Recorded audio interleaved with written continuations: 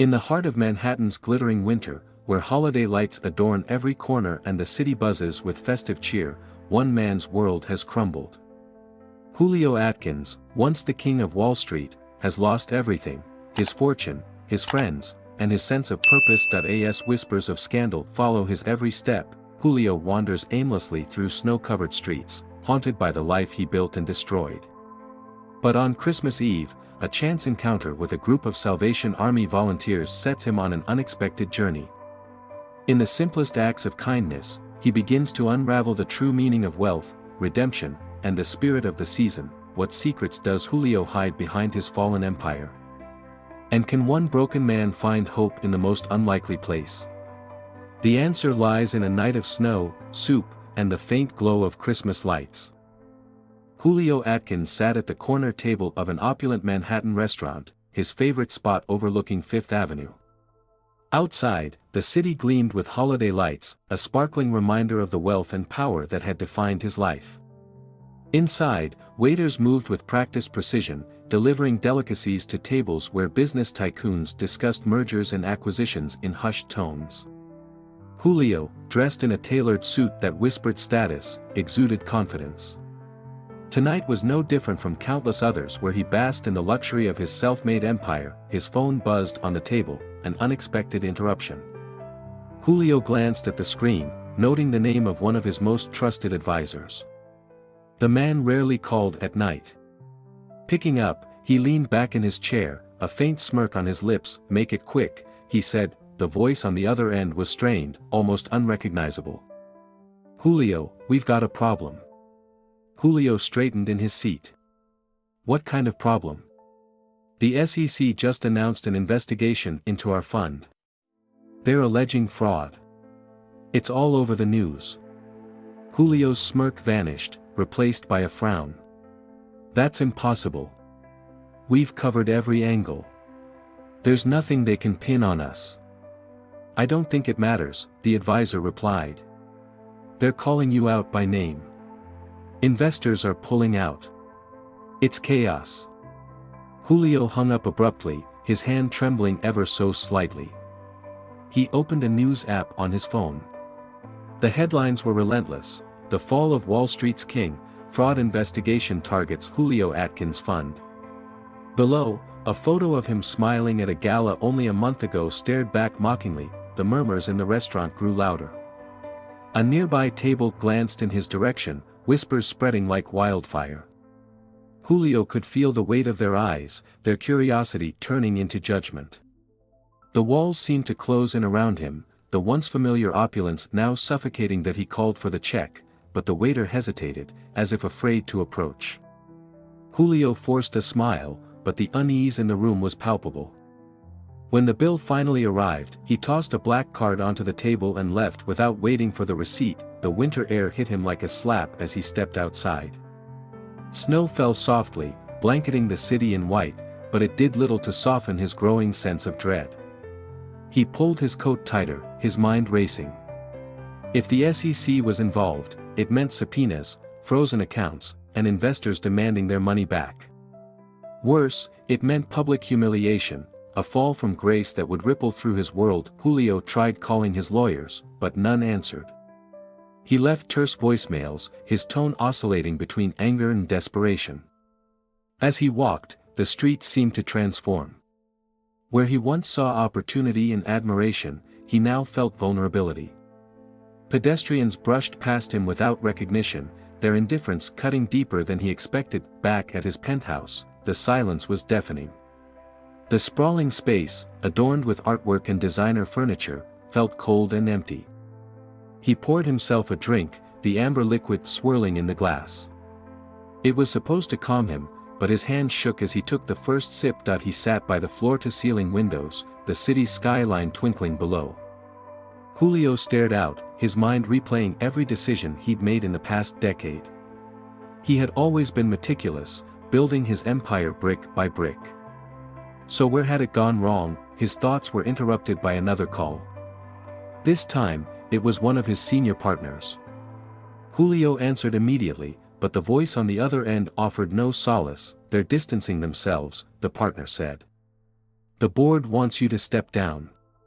They're saying it's the only way to save what's left. Julio clenched his jaw. I built this company. They wouldn't exist without me. That doesn't matter anymore, the partner replied. You're toxic now.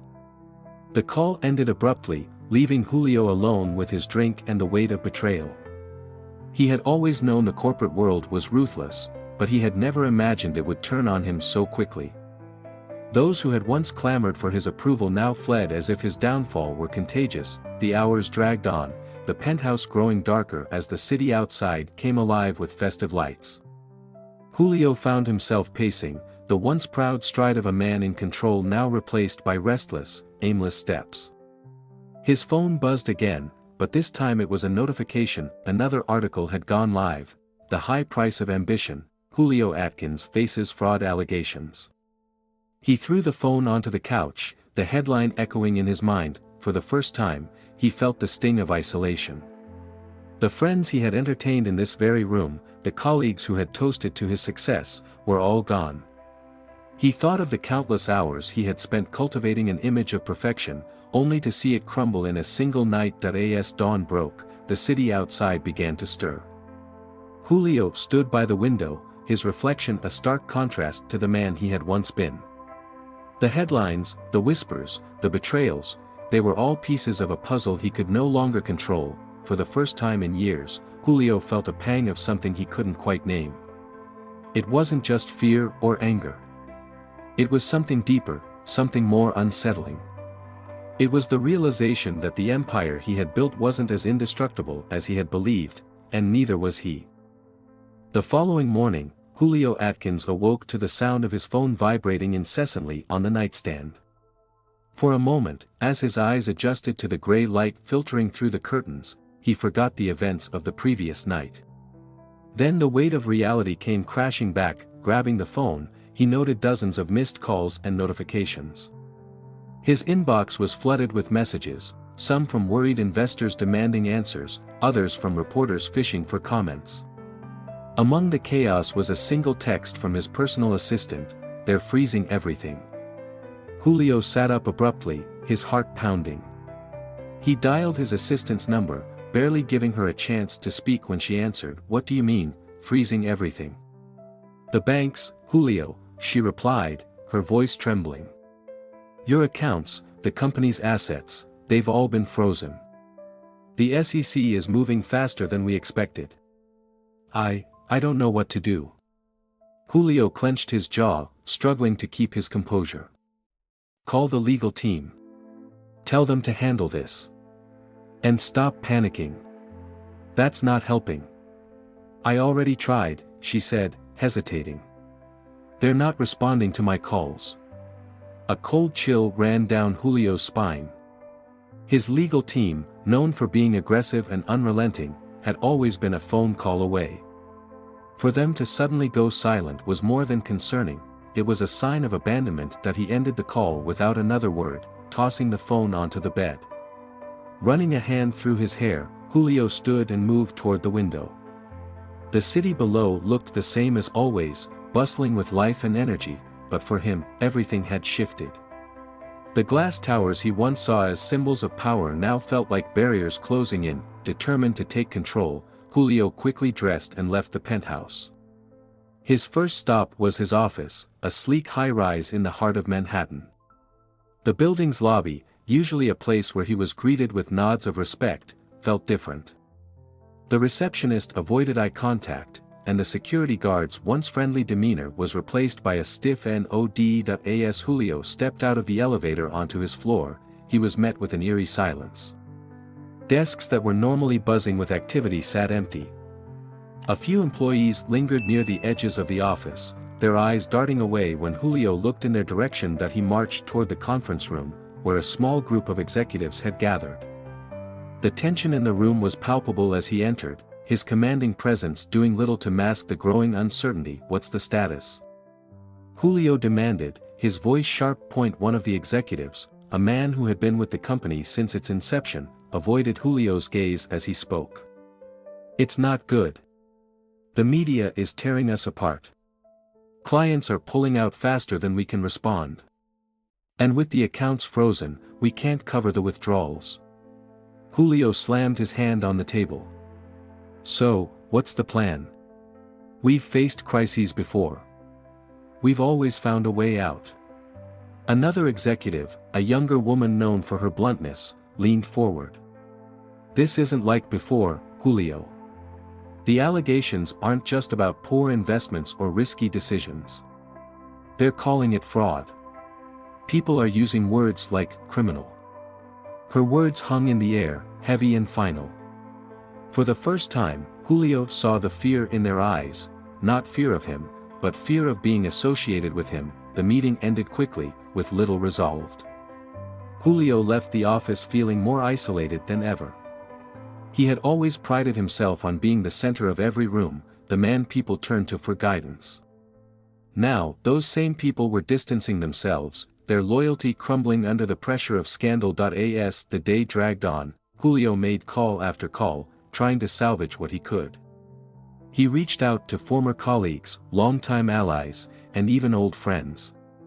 The responses were depressingly similar: voicemails, vague promises to look into it, or outright refusals to speak. By evening, he found himself back at the penthouse, staring at the untouched glass of whiskey on the counter. The city lights sparkled in the distance, a cruel reminder of the world that continued to thrive without him. Desperation began to creep in. Julio decided to contact one of his oldest and most influential connections, a man who had once been a mentor to him in the early days of his career. Dialing the number, Julio felt a flicker of hope. "Julio," the man answered, his tone cautious. "I need your help," Julio said, his voice steady but tinged with urgency. "You know me better than anyone. You know I wouldn't do what they're accusing me of." There was a long pause on the other end. When the man finally spoke, his words were measured and careful. "Julio, this isn't about what I know. It's about what people believe. The kind of damage control you're looking for, it's not something I can offer right now." "After everything we've been through," Julio replied, his frustration boiling over. "You're just going to turn your back on me?" "I'm sorry," the man said simply. Before ending the call, Julio stared at the phone in disbelief. The man who had once been a pillar of support had walked away, just like everyone else. The realization hit him like a blow to the chest. The life he had built, with all its wealth and power, was crumbling. And with it, the relationships he had taken for granted. He sank into the couch, his mind racing. Every door he had once opened with ease was now closed, locked tight against him. The world he had ruled was no longer his to command. As the night deepened, Julio found himself confronting a truth he had long ignored: his empire had been built on fragile foundations, and the people who once surrounded him had only been there for the spoils. Without his power and status, he was alone. For the first time in his life, Julio felt the crushing weight of his isolation. It wasn't just the loss of money or reputation, it was the loss of control, the realization that he was no longer untouchable. The hours passed slowly, each one bringing a deeper sense of despair. As the city outside began to quiet, Julio sat in the darkened room, his thoughts circling endlessly. He had always believed that success would shield him from life's uncertainties. Now, he saw how wrong he had been, and yet, amidst the chaos and uncertainty, a small voice in the back of his mind whispered a question he couldn't ignore: what comes next? The following morning, Julio Atkins awoke to the sound of his phone vibrating incessantly on the nightstand. For a moment, as his eyes adjusted to the gray light filtering through the curtains, he forgot the events of the previous night. Then the weight of reality came crashing back. Grabbing the phone, he noted dozens of missed calls and notifications. His inbox was flooded with messages, some from worried investors demanding answers, others from reporters fishing for comments. Among the chaos was a single text from his personal assistant: "They're freezing everything." Julio sat up abruptly, his heart pounding. He dialed his assistant's number, barely giving her a chance to speak when she answered. "What do you mean, freezing everything?" "The banks, Julio," she replied, her voice trembling. "Your accounts, the company's assets, they've all been frozen. The SEC is moving faster than we expected." I don't know what to do. Julio clenched his jaw, struggling to keep his composure. Call the legal team. Tell them to handle this. And stop panicking. That's not helping. I already tried, she said, hesitating. They're not responding to my calls. A cold chill ran down Julio's spine. His legal team, known for being aggressive and unrelenting, had always been a phone call away. For them to suddenly go silent was more than concerning, it was a sign of abandonment that he ended the call without another word, tossing the phone onto the bed. Running a hand through his hair, Julio stood and moved toward the window. The city below looked the same as always, bustling with life and energy, but for him, everything had shifted. The glass towers he once saw as symbols of power now felt like barriers closing in. Determined to take control, Julio quickly dressed and left the penthouse. His first stop was his office, a sleek high-rise in the heart of Manhattan. The building's lobby, usually a place where he was greeted with nods of respect, felt different. The receptionist avoided eye contact, and the security guard's once friendly demeanor was replaced by a stiff nod. As Julio stepped out of the elevator onto his floor, he was met with an eerie silence. Desks that were normally buzzing with activity sat empty. A few employees lingered near the edges of the office, their eyes darting away when Julio looked in their direction. He marched toward the conference room, where a small group of executives had gathered. The tension in the room was palpable as he entered, his commanding presence doing little to mask the growing uncertainty. What's the status? Julio demanded, his voice sharp. One of the executives, a man who had been with the company since its inception, avoided Julio's gaze as he spoke. It's not good. The media is tearing us apart. Clients are pulling out faster than we can respond. And with the accounts frozen, we can't cover the withdrawals. Julio slammed his hand on the table. So, what's the plan? We've faced crises before. We've always found a way out. Another executive, a younger woman known for her bluntness, leaned forward. This isn't like before, Julio. The allegations aren't just about poor investments or risky decisions. They're calling it fraud. People are using words like criminal. Her words hung in the air, heavy and final. For the first time, Julio saw the fear in their eyes, not fear of him, but fear of being associated with him. The meeting ended quickly, with little resolved. Julio left the office feeling more isolated than ever. He had always prided himself on being the center of every room, the man people turned to for guidance. Now, those same people were distancing themselves, their loyalty crumbling under the pressure of scandal. As the day dragged on, Julio made call after call, trying to salvage what he could. He reached out to former colleagues, longtime allies, and even old friends. The responses were depressingly similar: voicemails, vague promises to look into it, or outright refusals to speak. By evening, he found himself back at the penthouse, staring at the untouched glass of whiskey on the counter. The city lights sparkled in the distance, a cruel reminder of the world that continued to thrive without him. Desperation began to creep in. Julio decided to contact one of his oldest and most influential connections, a man who had once been a mentor to him in the early days of his career.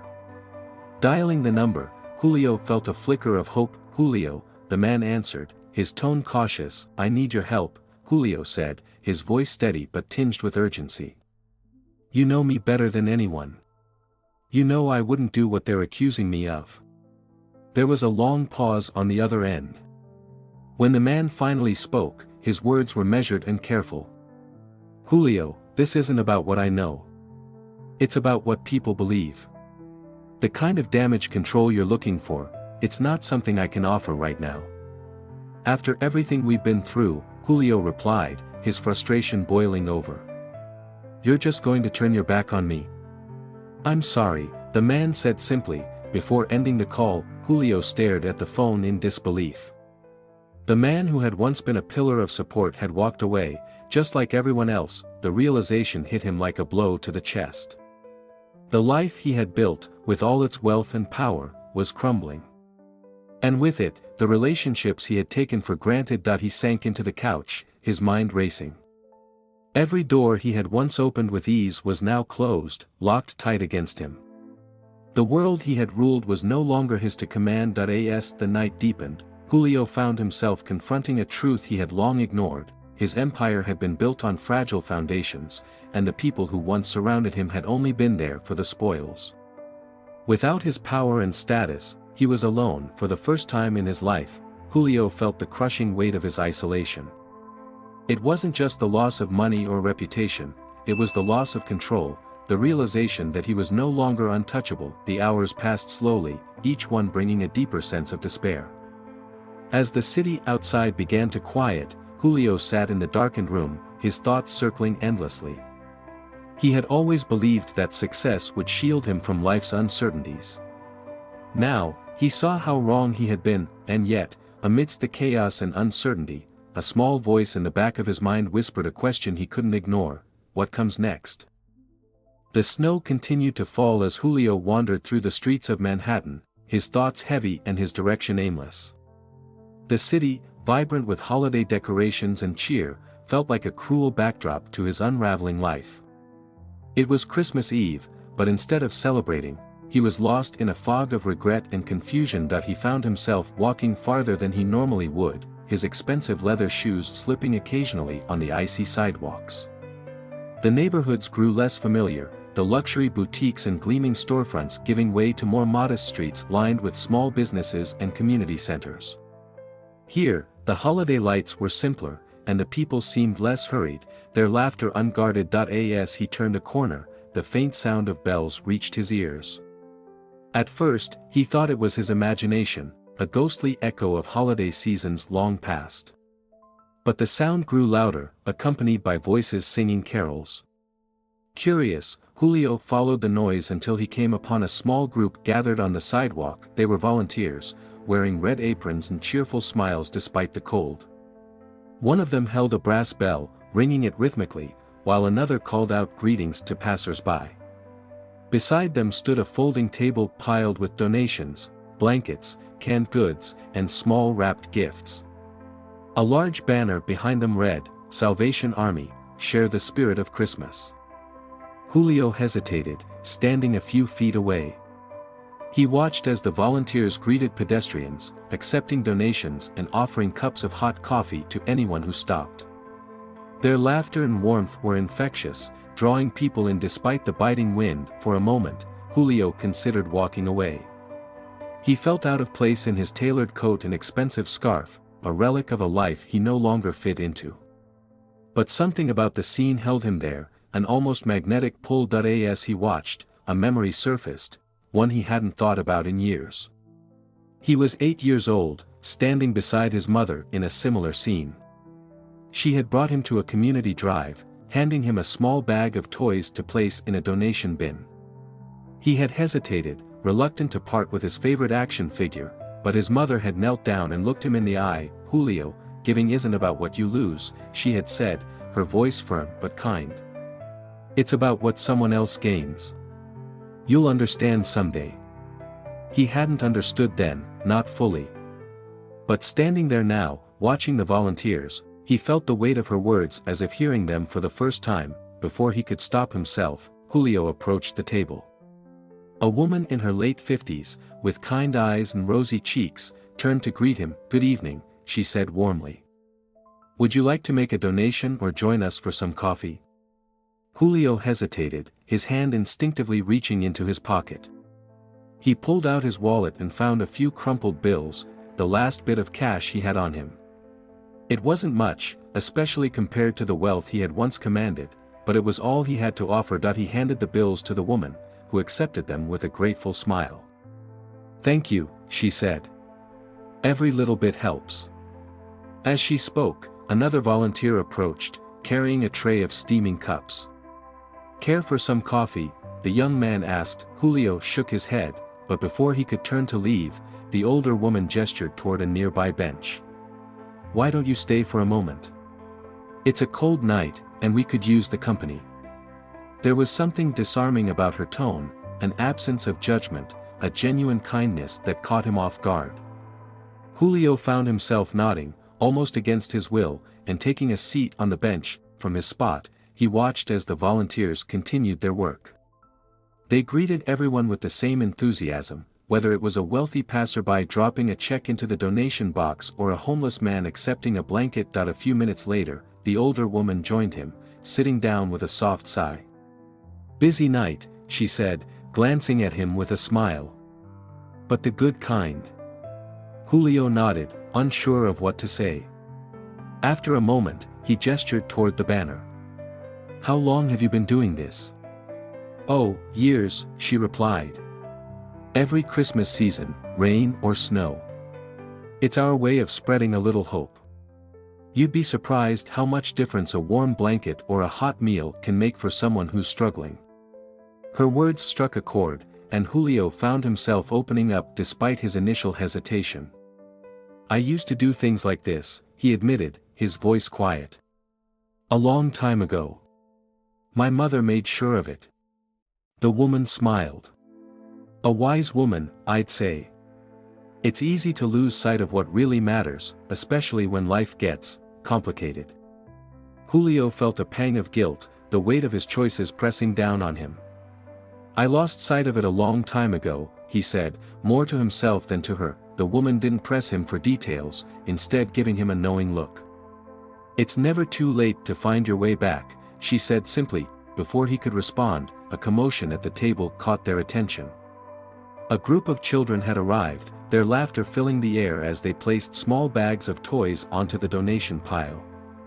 One of the volunteers handed them cups of hot chocolate, their faces lighting up with joy. Julio watched the scene unfold, his heart tightening. The memory of his mother's voice echoed in his mind. "Giving isn't about what you lose. It's about what someone else gains." For the first time in weeks, he felt something stir within him, a faint glimmer of hope, or perhaps a longing to reconnect with the part of himself he had buried beneath years of ambition and greed. As the night wore on, Julio stayed longer than he intended, watching and listening.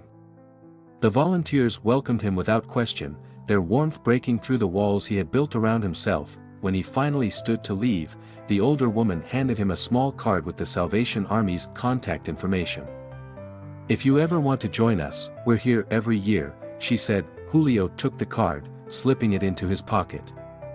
"Thank you," he said, his voice sincere. Walking away, he felt a strange mix of emotions, gratitude, regret, and a flicker of something he hadn't felt in years, a sense of purpose. The city stretched out before him, the snow falling gently, and for the first time in a long time, he didn't feel entirely alone. As he made his way back to his penthouse, the image of the volunteers stayed with him, a reminder of the life he had left behind and the possibilities that still lay ahead.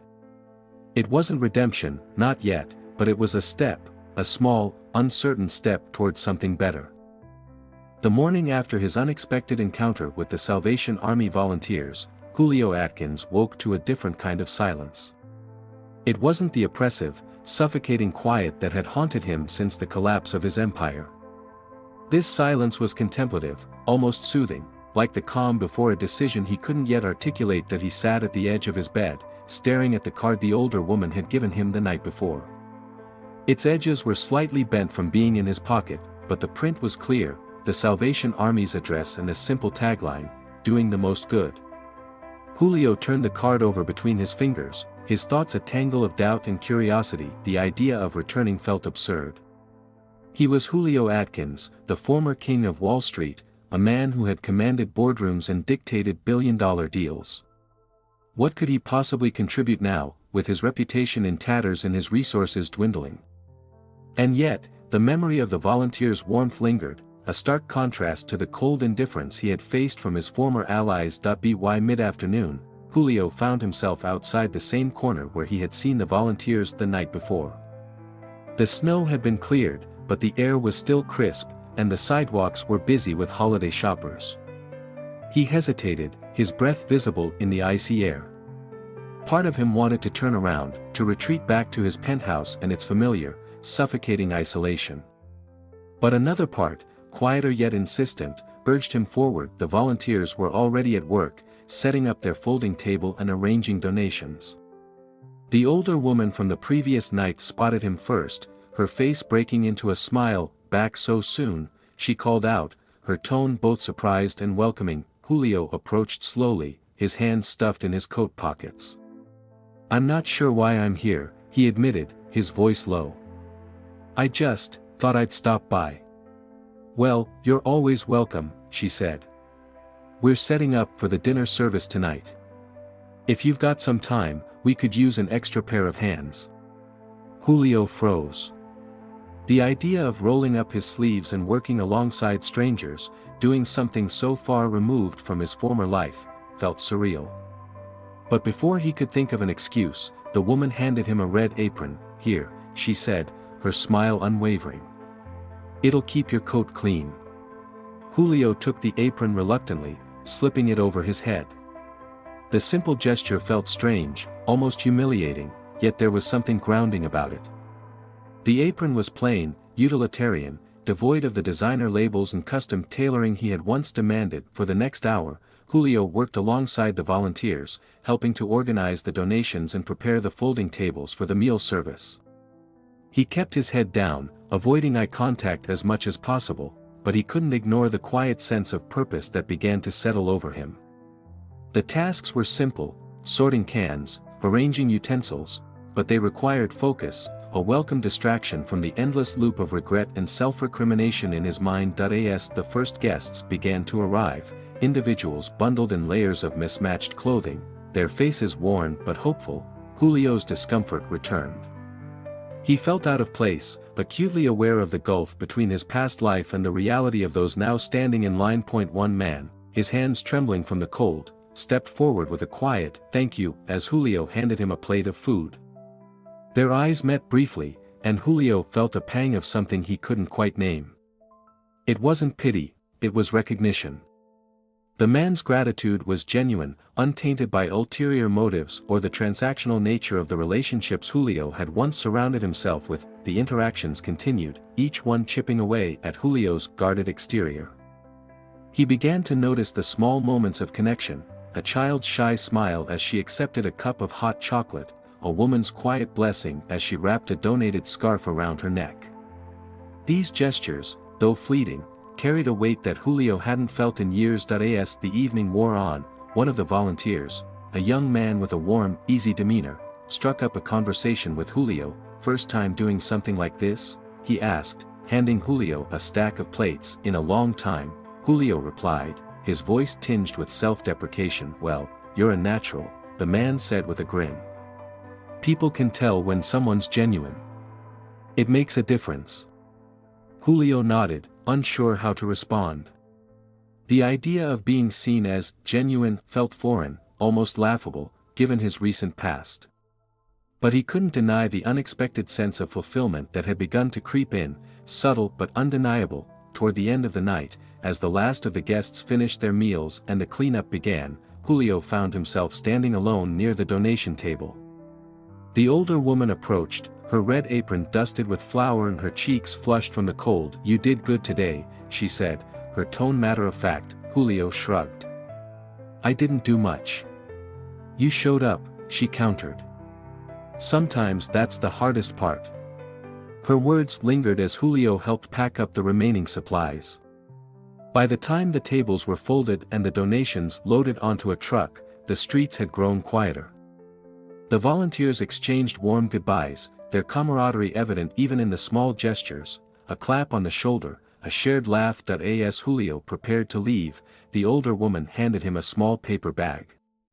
"For you," she said. Inside was a simple sandwich and a thermos of hot coffee. Julio started to protest, but she cut him off with a wave of her hand.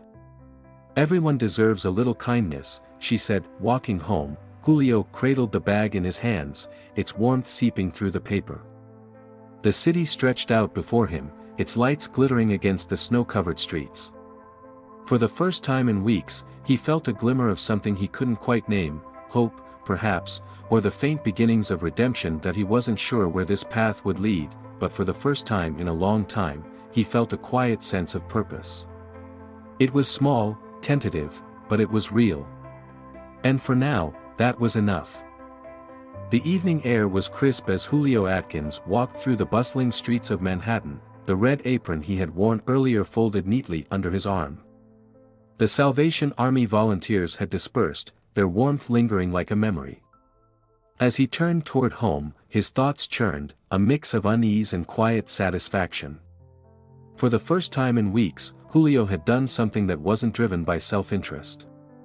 Yet, the unfamiliarity of the act gnawed at him. Reaching his penthouse, he set the apron on the counter and stood staring at it for a long time.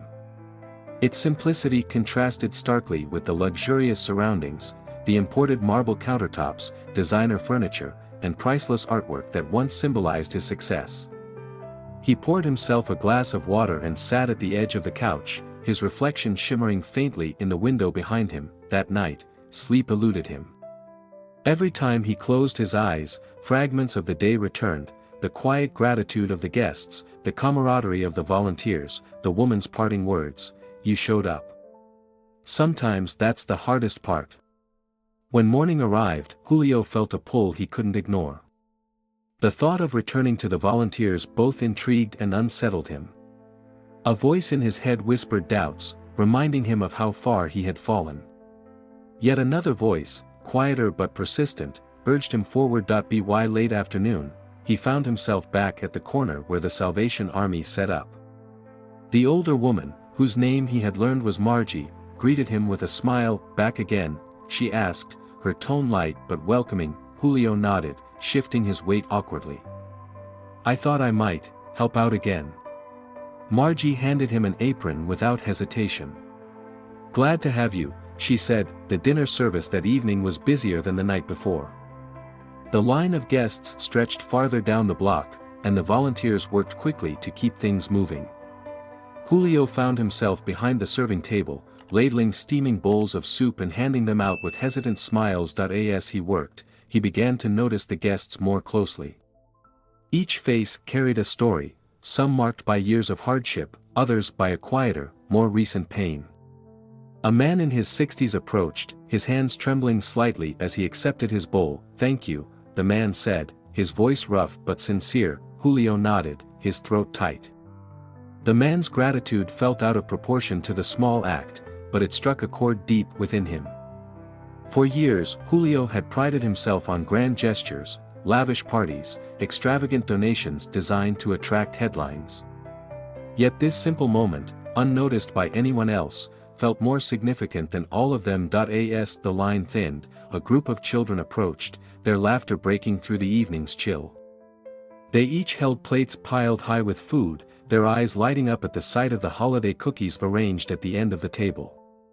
Julio watched as one of the volunteers knelt to talk with them, her voice soft and warm. "Enjoying yourself?" a voice asked, pulling Julio from his thoughts. He turned to see Margie standing beside him, her expression curious. "It's different," Julio admitted, struggling to find the right words.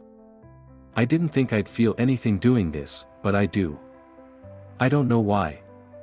Margie smiled. "Kindness has a way of surprising you," she said.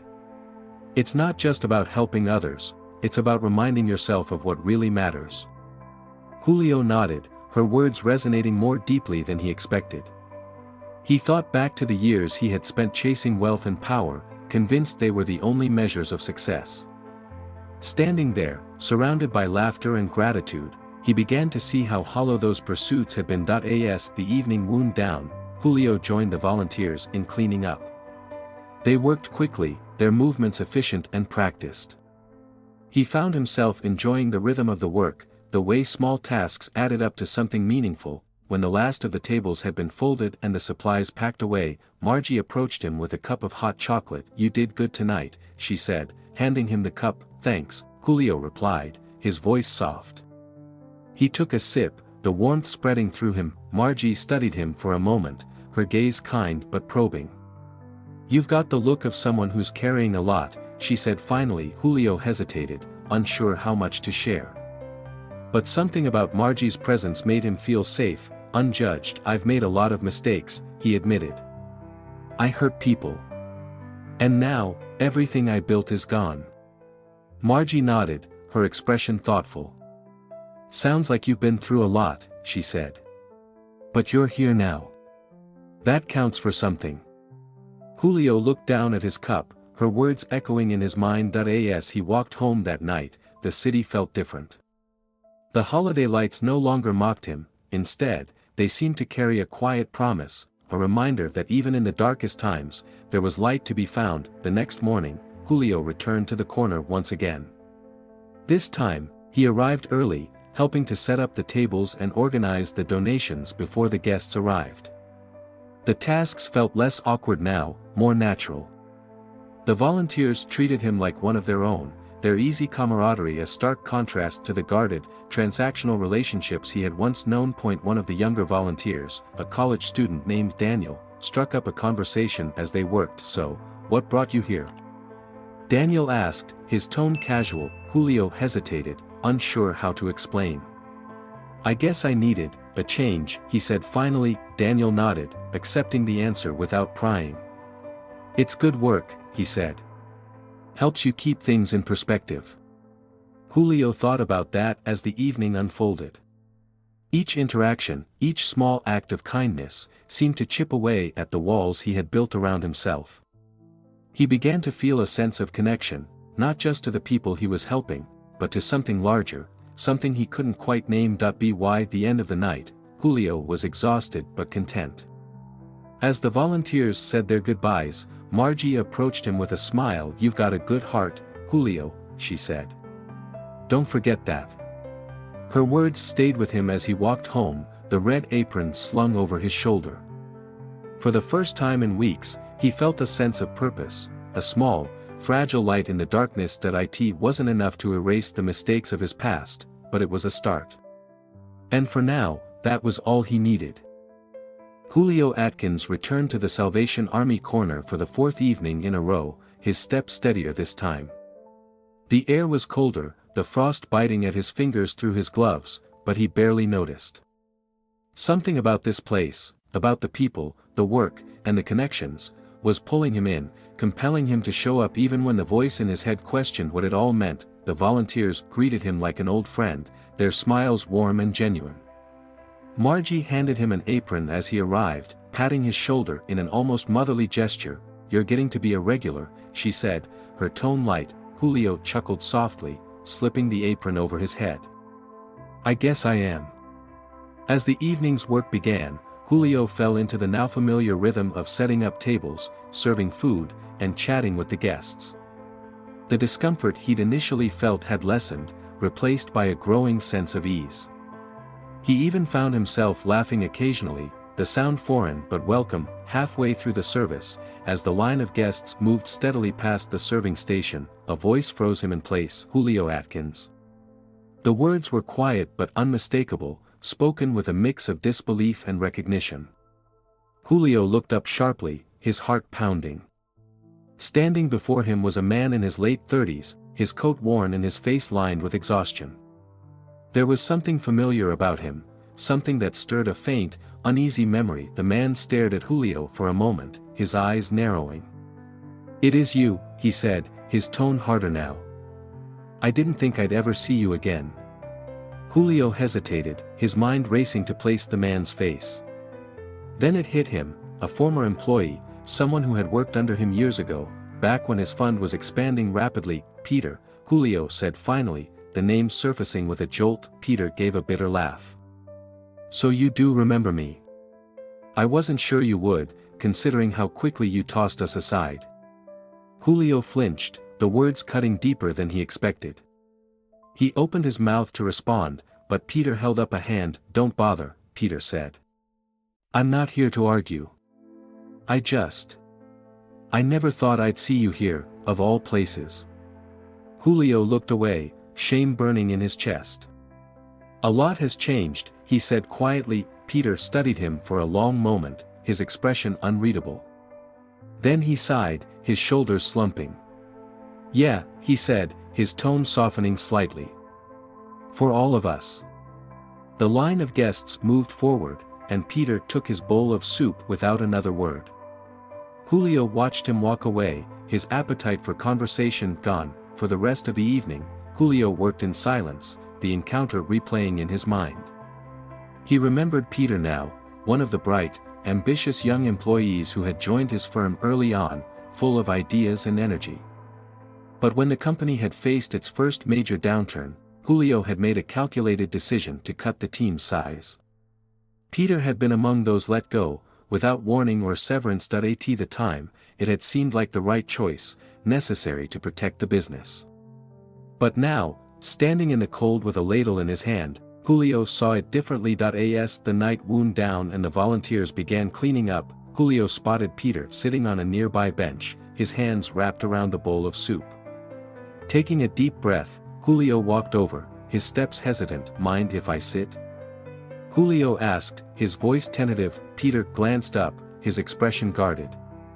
"It's a free bench," he said. Julio sat down, the silence between them heavy. For a moment, he considered saying nothing, letting the moment pass. But something inside him pushed forward, the same voice that had brought him back to this corner night after night. "I'm sorry," Julio said finally, the words feeling both foreign and necessary. Peter turned to him, his brow furrowed. "For what?" "For how I treated you," Julio said. "For the way I let you down. I made decisions back then that I thought were right, but looking back, I see now how wrong I was." Peter studied him, his expression softening slightly. "That's a lot to admit," he said after a moment. "It's the least I can do," Julio replied. "I can't change what happened, but I want you to know that I regret it. Truly." Peter looked away, his gaze distant. "I lost a lot when you let me go," he said quietly. "My savings, my confidence, my marriage. It took me years to get back on my feet." Julio's chest tightened, the weight of Peter's words almost unbearable. "I didn't know," he said, his voice barely audible. Peter gave a small, bitter smile. "Of course you didn't. People like you don't see the fallout. You're too far up the ladder to notice the ones who fall." The word stung, but Julio didn't argue. He knew Peter was right. For years, he had operated with a single-minded focus on growth and success, blind to the consequences of his actions on those around him. After a long pause, Peter sighed. "But I survived," he said. "And it wasn't all bad. Losing that job forced me to reevaluate everything. I'm still figuring things out, but at least I'm trying." Julio nodded, unsure what to say. The silence between them stretched, but it felt less oppressive now, more reflective. "Why are you here?" Peter asked finally, his tone curious rather than accusatory. Julio hesitated, then took a deep breath.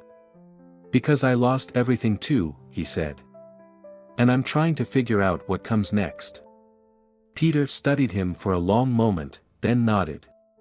"Fair enough," he said. When the volunteers called out that it was time to pack up, Peter stood, brushing snow off his coat. "Thanks for the soup," he said, his tone neutral but not unfriendly. "Peter," Julio said, standing as well. "For what it's worth, I'm glad you're here. And I hope things get better for you." Peter gave a small nod, his expression softening. "Take care, Julio," he said before walking away. As Julio watched him disappear into the night, he felt a strange mix of emotions, shame, regret, and a flicker of something he hadn't expected, relief. The weight of his past hadn't disappeared, but for the first time, it felt a little lighter. The encounter with Peter, though painful, had offered a glimpse of something Julio hadn't thought possible. Forgiveness. It wasn't complete, and it wasn't easy, but it was a start. And as Julio helped the volunteers load the last of the supplies, he realized that was all he could ask for. The next morning, Julio Atkins awoke with a strange sense of clarity, as though the encounter with Peter had opened a door he hadn't realized was there. Though the man's words had been raw and unfiltered, they echoed in his mind with a clarity he couldn't ignore. For years, Julio had lived in a bubble, shielded by wealth, power, and the comforting lies he told himself about his decisions. Now, stripped of those illusions, he was forced to confront the truth. After a quick cup of coffee, Julio found himself drawn back to the Salvation Army's corner without hesitation. By now, the route was familiar, the sight of the volunteers in their red aprons almost comforting. Margie waved as he approached, her ever-present smile tinged with curiosity. "You're early today," she said, handing him an apron. "I figured I could help with the setup," Julio replied, tying the apron around his waist. "Well, aren't you full of surprises?" she said with a chuckle, gesturing toward the stack of supplies waiting to be arranged. Julio fell into the work easily, his movements more assured than they had been in the first few days. There was something grounding about the routine, the way each task, no matter how small, contributed to the larger effort. He found himself chatting with the other volunteers as they worked, their laughter and easy camaraderie breaking through the walls he had spent years building around himself. As the first guests began to arrive, Julio took his place behind the serving table. He greeted each person with a quiet smile, his interactions growing more natural with every bowl of soup he handed out. A woman approached the table with a young boy in tow, her coat patched in several places and her hands chapped from the cold. The boy, no older than 6, clung to her leg, his wide eyes darting between the volunteers and the food. "Good evening," Julio said, his voice gentle as he ladled soup into a bowl. "Would you like some bread to go with this?" The woman nodded, her voice barely above a whisper. "Thank you." As Julio handed her the bowl and a small roll, the boy peeked out from behind her, his gaze locking onto the plate of cookies at the end of the table. Julio followed his line of sight and smiled. "Would you like a cookie?" he asked, his tone light. The boy hesitated, glancing up at his mother for permission. She nodded, and the boy's face lit up as Julio handed him a cookie wrapped in a napkin. "Say thank you," the woman prompted gently. "Thank you," the boy said, his voice shy but sincere. "You're welcome," Julio replied, his chest tightening as he watched them walk away. The interaction was brief, but it stayed with him throughout the evening. He thought of the boy's wide eyes, the way such a small gesture had brought him so much joy. It was a stark contrast to the hollow transactions that had once defined Julio's life, the deals made in boardrooms where numbers mattered more than people. As the night wore on, Julio found himself drawn into conversations with the guests.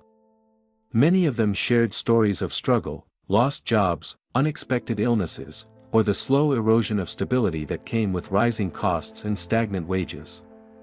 Their resilience amazed him, as did their gratitude for the simple meal and warmth provided by the volunteers. At one point, Margie approached him with a cup of hot chocolate, her eyes twinkling. "You're a natural at this," she said, leaning against the table beside him. Julio shook his head, a self-deprecating smile on his lips. "I don't know about that," he said. "I feel like I'm learning something new every day." "That's the beauty of it," Margie replied. "It's not about being perfect. It's about showing up, doing what you can, and letting people know they're not alone."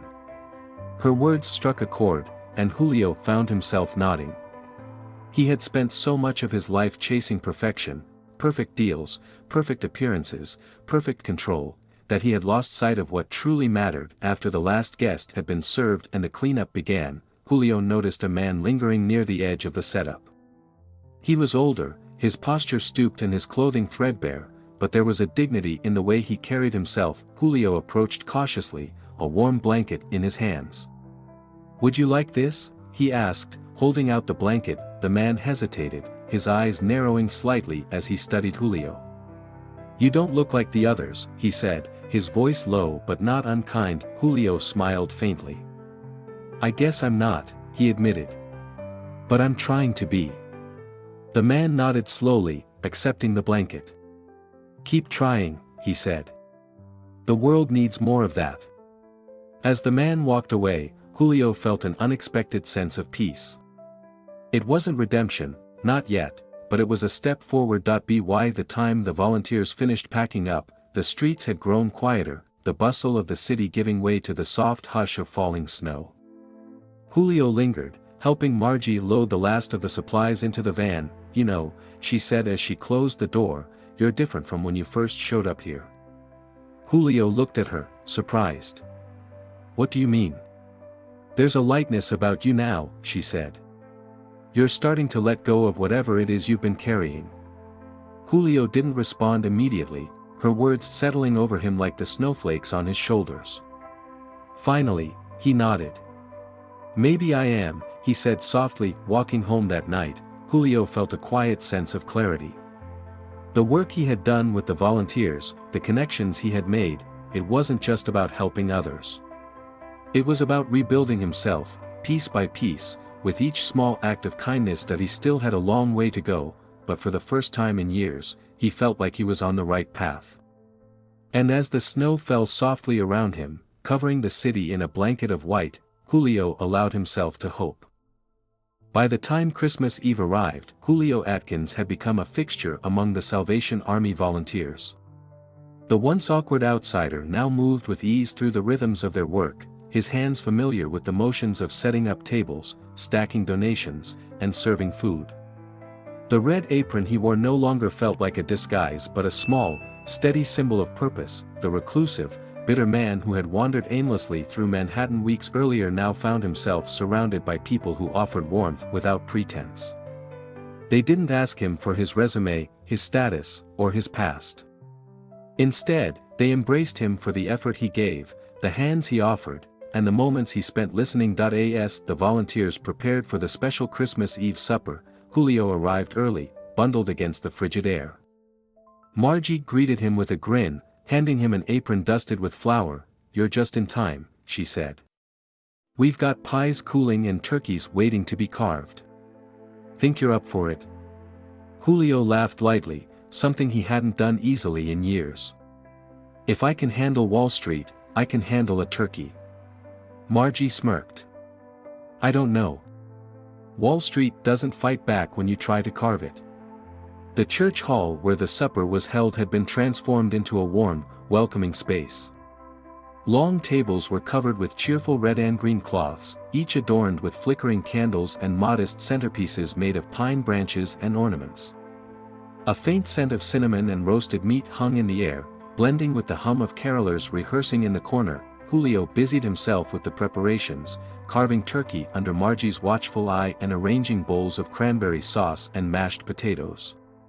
Despite the cold air outside, the hall grew warmer as more volunteers arrived, bringing their cheerful chatter and energy. The first guests began to filter in as the sun dipped below the horizon. Families, individuals, and small groups made their way to the tables, shedding layers of scarves and coats and basking in the glow of the decorated space. Julio watched as their expressions softened, their initial hesitance giving way to smiles of relief. One woman entered with two small children in tow, their cheeks rosy from the cold. The youngest, a girl with a knit hat that was slightly too large, clutched a tattered teddy bear to her chest.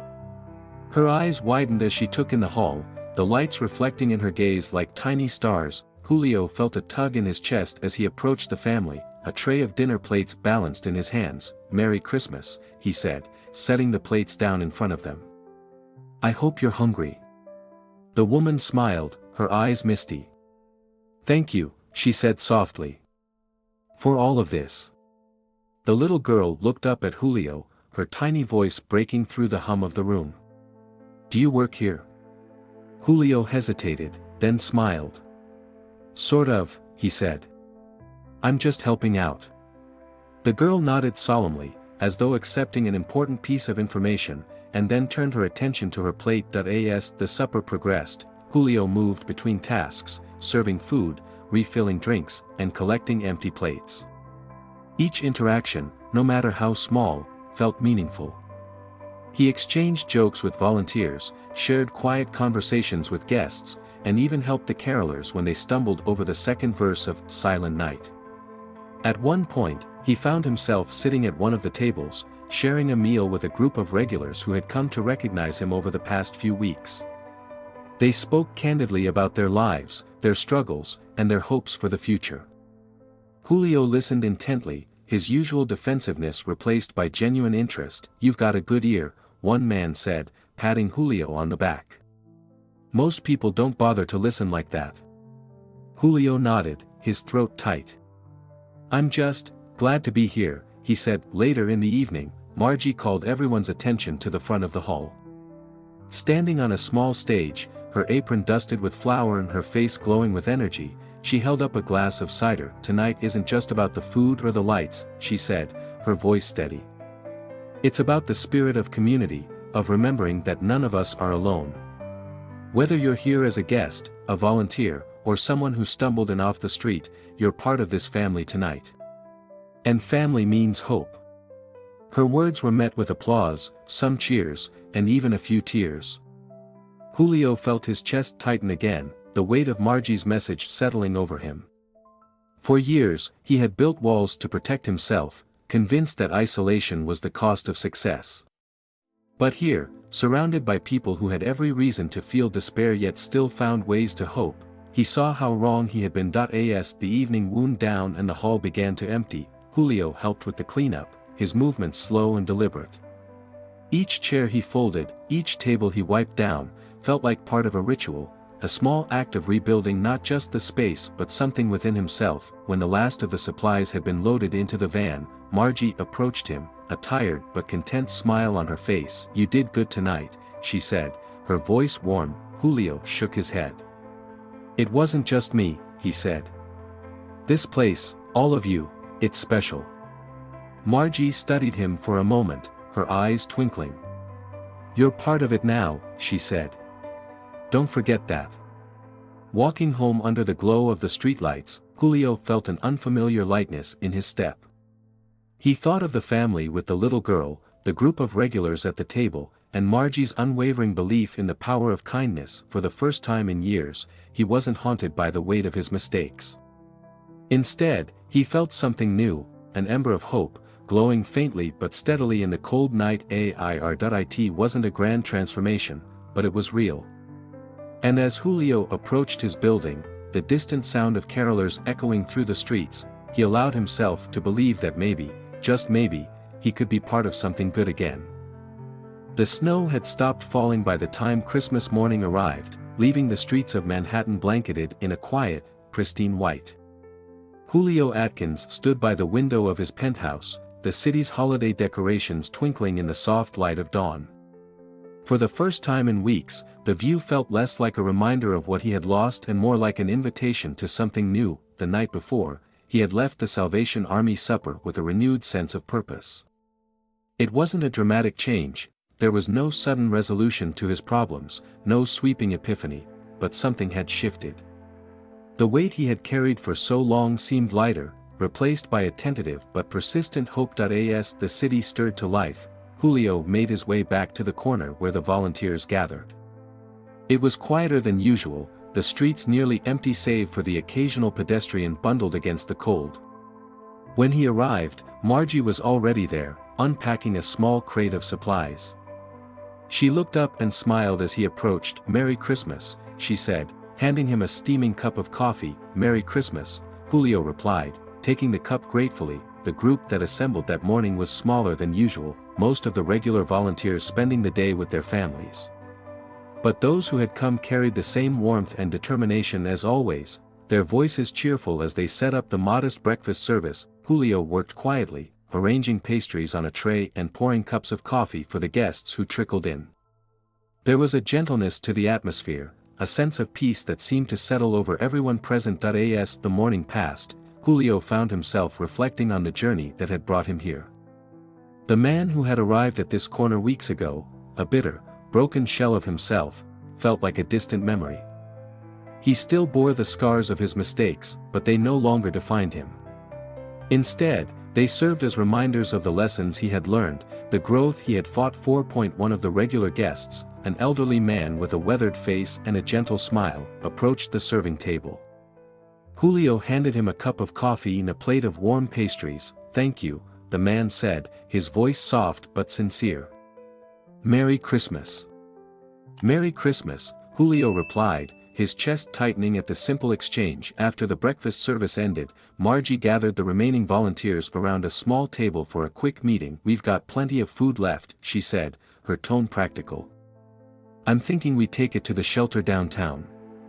They're usually short on Christmas Day, and it'll go to good use." The group agreed, and within minutes they had packed up the supplies and loaded them into the van. Margie turned to Julio, a questioning look on her face. "You want to come along?" she asked. Julio hesitated, the question catching him off guard. He hadn't planned to spend the entire day with the volunteers, but the thought of returning to his empty penthouse felt hollow. After a moment, he nodded. "I'd like that," he said. The shelter was a modest building tucked into a quiet street, its entrance marked by a simple sign and a steady stream of visitors. Inside, the air was warm and filled with the sound of conversation and the clatter of dishes. Volunteers moved through the space with practiced efficiency, serving meals, organizing donations, and chatting with the guests. Julio joined the effort, falling into the rhythm of the work as naturally as he had on the street corner. He served plates of food, sorted clothing donations, and helped set up a small Christmas tree in the corner of the dining hall. As the hours passed, he noticed something extraordinary: the resilience of the people around him. Despite their struggles, the guests at the shelter carried themselves with a quiet dignity, their gratitude evident in every smile and every heartfelt "thank you." One woman approached him with her young daughter, the girl clutching a small wrapped gift she had received earlier. "Thank you for being here," the woman said, her voice steady but emotional. "This place, it makes a difference." Julio nodded, his throat tight. "I'm glad I could help," he said simply. When the day's work was done, Margie gathered the volunteers for one last meeting.